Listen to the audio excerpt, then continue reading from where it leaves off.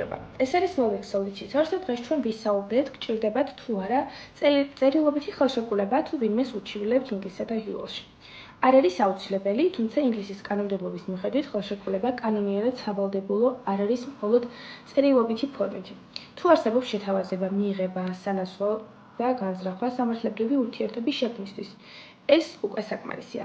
ანუ კი, შეგიძლიათ უჩივლოთ ზეპირ ან არაფორმალურ შეთანხმებაზე, მაგრამ აი სადაც საქმე რთულდება ყველაფერი მტკიცებულებებზეა დამოკიდებული. თუ წერილობითი ხელშეკრულება არ არსებობს, შეთანხმების პირობების დამტკიცება გაცილებით რთული ხდება. სასამართლოში ხშირად ეს გადაიქცევა თქვენი სიტყვის მათსა წინააღმდეგ.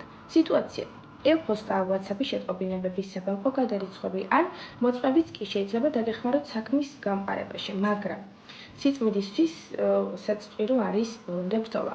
მას შეგიძლიათ უჩვეულოთ წერილობით ხელშეკრულების გარეშე?